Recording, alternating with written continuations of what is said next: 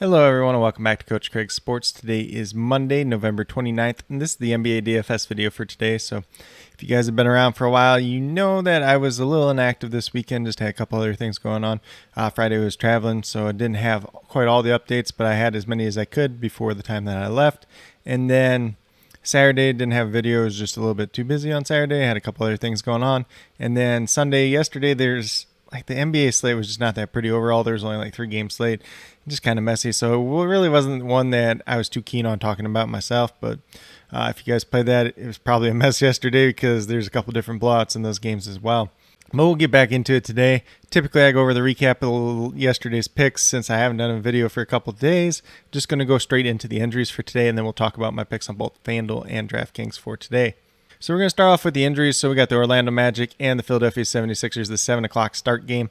And for the Magic, they are without Etuan Moore, Jonathan Isaac, Markelle Fultz, Michael Carter-Williams, and Cole Anthony all once again. And then Terrence Ross and Mo Bamba listed as questionable. We'll see if they end up playing or not. Could be a lot of changes in this lineup overall.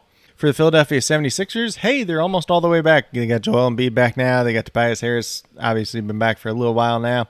So it's just Ben Simmons out, and then Shake Milton listed as questionable. I believe he did miss the last time out. Moving over to the Denver Nuggets, we got Michael Porter Jr. and Jamal Murray out once again. Nikola Jokic still listed as questionable. He's missed the past 4 games. We'll see if he ends up playing tonight or not. At least it's an early game, so we should know that news ahead of time. And then Bones Highland questionable as well. I believe he's missed a couple games now. For the Miami Heat, Victor Oladipo, Markieff Morris, and Marcus Garrett all listed as out. Tyler Hero and Jimmy Butler both listed as questionable to play. We'll see if they end up playing or not. For the Charlotte Hornets, just Mason Plumlee out with that calf strain once again, so P.J. Washington looking like a pretty solid play overall today. For the Bulls, just Patrick Williams is out, and then Javonte Green listed as game time decision, but likely to play once again. For the Thunder, it looks like Kenrich Williams is the only one out at this point in time. For the Houston Rockets, Jalen Green and John Wall are both out, so no real changes there from the last couple of times out, but obviously we've seen Garrison Matthews play rather okay and be in that starting lineup the last time out as well. For the Pacers, just TJ Warren out once again, no changes there. Timberwolves, just Patrick Beverley out, so pretty much what we've been looking at there as well. For the Cleveland Cavaliers, Dean Wade is doubtful and Cedi Osman is questionable. Shakes up the rotation just a little bit, but they got pretty much the regular 5 back in that starting lineup besides Colin Sexton, so it's not like these guys were going to be major contributors on tonight's slate anyways. For the Dallas Mavericks, Frank Ntilikina is out once again. Jalen Brunson's questionable. We'll see if he ends up playing or not. For the Wizards, Thomas Bryant, Rui Hachimura out once again, so no major changes there. For the Spurs, Zach Collins still out, and then Devin Vassell and Doug McDermott both questionable. I know in one of the last videos I did, I talked about they were both out. Should help Lonnie Walker out. Didn't end up being the case, so we'll just have to see what ends up happening with the Spurs tonight. For the Portland Trailblazers, Norman Powell is out. Looks like Nazir Little's probably going to be in that starting lineup. He's going to be a great value play on both sites. And then for the Utah Jazz, Royce O'Neal questionable to play. We'll see if he ends up playing or not tonight. Pelicans are just without Zion Williamson and Didi Lozada once again, so no major changes there. And then the Clippers are without Preston, Leonard, and Batum once again. So not too many changes overall, but that is a quick little rundown on the injuries for tonight's slate. Be sure to keep you guys updated down in the comments throughout the day. Couple injuries that could shake some things up, open up some value, but nothing like too crazy tonight. But with that being said, we'll get moved over to DraftKings and talk about my picks over there. So we're going to start off with the point guard position of Malcolm Brogdon, $7,400, looking for 37 points out of him, averaging 39.5 on the season so far. Got him projected for about 38 points in this one tonight. One of the safest plays, one of the solid value options that's pretty much been out there most days, and they just haven't gotten his price tag up. His price tag should be closer to $8,000 at this point in time. Shooting guard, we're going to go with his teammate Justin Holiday. $3,500, looking for 17, 18 points out of him. Essentially what he's been averaging on the season. I got projected for 19 tonight. If his minutes are up there in the 30s, he should hit that point total rather easily. Maybe give you a little bit of upside for more as well. Then at the small forward position, kind of talked about him a little bit previously. We got Nazir Little. $3,500, looking for 17, 18 points out of him, averaging 19 on the season. I got him projected for about 21, 22 points tonight. If he's in that starting lineup getting the minutes, definitely should pay off and be one of the more popular and probably one of the better value plays overall on tonight's slate. Then at power forward, we're going with his teammate Robert Covington. He has been over 20 points 4 out of the last 5 games, and he's at $3,800 looking for 19 points out. Essentially what he's been averaging on this season, but a very solid value play overall. No Norman Powell once again. Maybe gives him a couple extra minutes. Just depends on how that rotation all shakes out, but as of right now, looking like a solid value play as well. And then last but not least, at that center position, we got Jakob Poeltl, $5,700, looking for 28, 29 points out. Averaging about 30 on the season, got him projected for 30 once again tonight. So looking like a solid value play. Should be a decent little matchup for him against the Wizards as well. And at this point in time, his price tag is just a little bit too cheap. So why not play him once again tonight at the center position? But with that being said, if you go with these 5 players on the DraftKings side, you have $26,100 remaining, $8,700 per player. So you can definitely pay up for a stud if you want to do so. Find a mid-range value and another value to pair with that. Or you can do a little bit more balanced approach. You can go guys closer to that 9K range if you want to do that. Maybe a mid-range guy in there as well. Definitely a lot of different options out there tonight. So just kind of poke around, see what works best for you.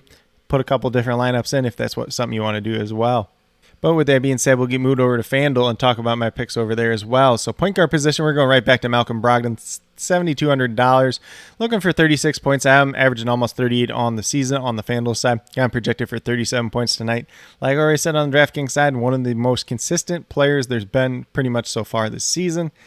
His price tag's just not up there yet, so until it's up there, we're just going to keep on playing him. And it's kind of the opposite of last year. Malcolm Brogdon, a lot of times when I'm playing him, he kind of busted, but it seems like he's been the more consistent one, and Sabonis has kind of been the one that's been a little bit more inconsistent this season.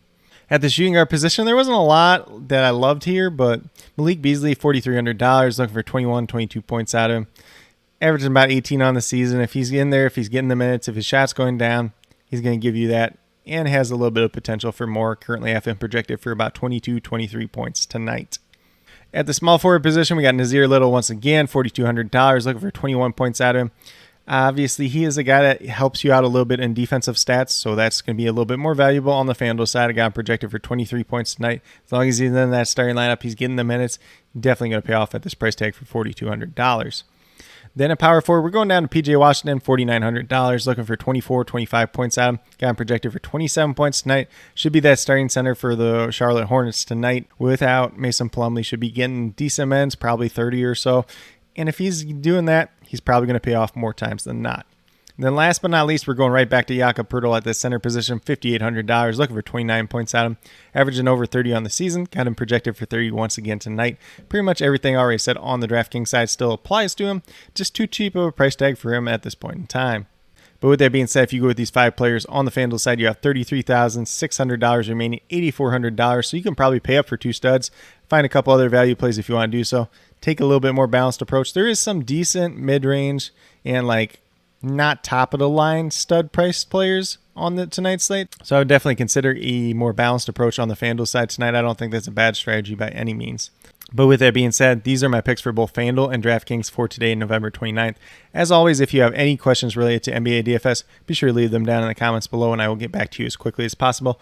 I'll also be listing all the injury updates throughout the day, the starting lineups as they do come out as well down in the comments.